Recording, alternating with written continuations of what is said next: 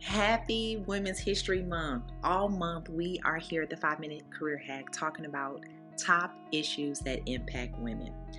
And episode 19, if you have not checked it out, Jamila talks about the financial impact, the septuplet. Episode 20, Candyce did a fantastic job talking about the 17 points. So the need for support and sponsorship in the workplace that women need. And this week, I want to discuss the factors that impact women's ability to lead effectively. And we want to call this the double bind. So women spend part of every day proving they can lead. We believe that this is problematic. And that's what a bind is. It's a problematic situation. So a double bind is times two. So in a masculine work environment or culture, there are a few words that came up. And masculine leadership is seen as strength, competitiveness, assertiveness, and risk-taking. Feminine leadership is seen as flexibility, effective speaking, care for team, attention to detail, patience, and intuition. Now, when we review top leadership skills, there are three things that came up in all of the reports that we looked at, and it was integrity, accountability, and empathy. And this list of competencies expose a key assumption that many make, and they use it as a filter to judge women in leadership. And that is, there's this expectation that men take charge and women take care. In fact, they're invited to do both. Men are invited and expected to take charge, and women are expected to fall back and take care. And here are some assumptions, common assumptions that many women face when people judge them in leadership roles. I have combed through many surveys from associates, and these are words that they used about female leaders. She is too emotional, too indecisive, too sensitive, unstable, difficult, hard, and tough. Now, while these words, right, are on definite opposite ends of the spectrum, but here's what they have in common. They are more focused on her likability than her competence. And you may be thinking, you've heard some of this before, right? There's slightly more women than men in the world. About 52% of the world's population is female. But most of the positions of power and prestige are occupied by men. The late Kenyan Nobel Peace Laureate Wangari Maathai put it simply and well when she said, "The higher you go, the fewer women there are." In the recent US elections, we kept hearing of the Lilly Ledbetter Law. And if we go beyond the nicely alliterative name of that law, it was really about a man and a woman doing the same job, being equally qualified, and the man being paid more because he's a man. So in a literal way, men rule the world. And this made sense 1,000 years ago. Because human beings lived then in a world in which physical strength was the most important attribute for survival. The physically stronger person was more likely to lead. And men in general are physically stronger. Of course, there are many exceptions. But today we live in a vastly different world. The person more likely to lead is not the physically stronger person. It is the more creative person, the more intelligent person, the more innovative person. And there are no hormones for those attributes. A man is as likely as a woman to be intelligent, to be creative, to be innovative. We have evolved, but it seems to me that our ideas of gender have not evolved. So here are some things that you can do to help unravel the double bind. Number one, we want you to help establish and uphold boundaries for her. You heard those words that came up around taking care of the team, intuition, right? Attention to detail. All of those things are... And very ugly suit. Because the sad truth is that when it comes to appearance, we start off with men as the standard, as the norm.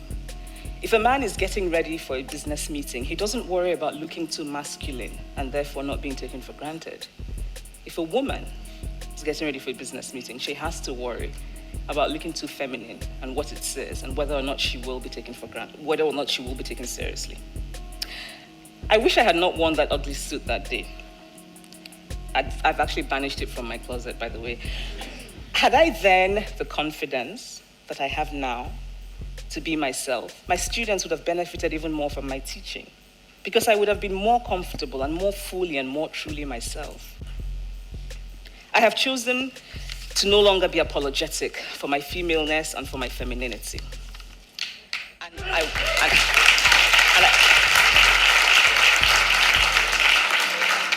And I want to be respected in all of my femaleness because I deserve to be.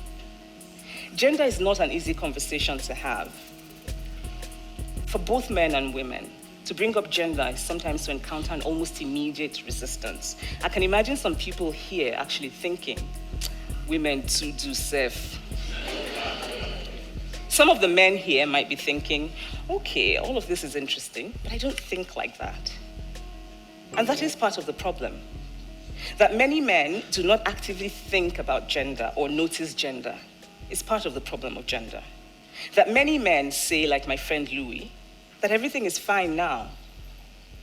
And that many men do nothing to change it. If you are a man and you walk into a restaurant with a woman and the waiter greets only you, does it occur to you to ask the waiter, why haven't you greeted her? Because gender can be problematic for women because they're spending time on others opposed to the job at hand.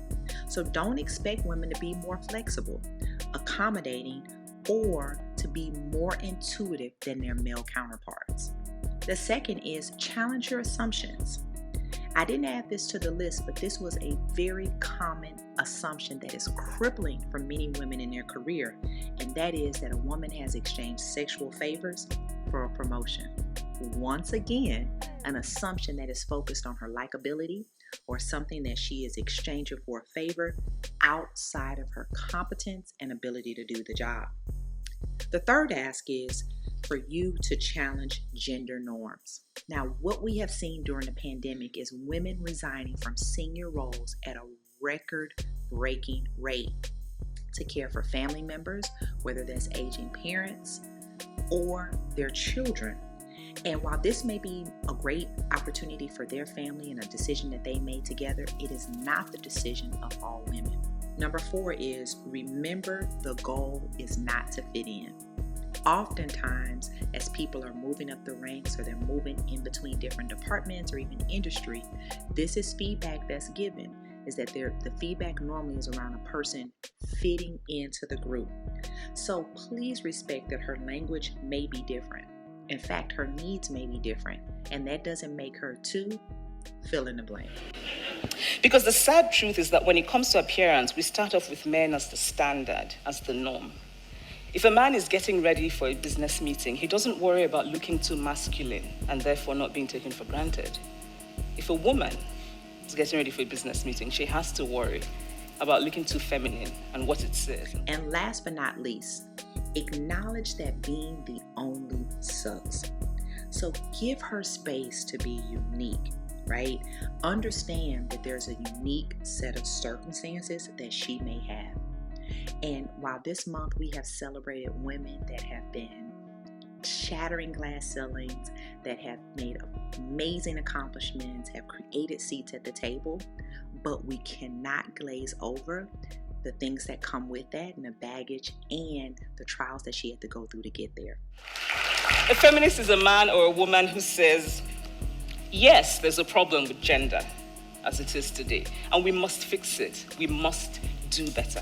So while many of us embrace our intersectionality that we have of the many roles and identities that we have, we want to make sure as we break down the double bind that we support and that we uphold women so that they can feel seen, that they feel heard, and they feel respected. So thank you so much. And once again, happy Women's History Month. And this has been your 5-Minute Career Hack. Take care.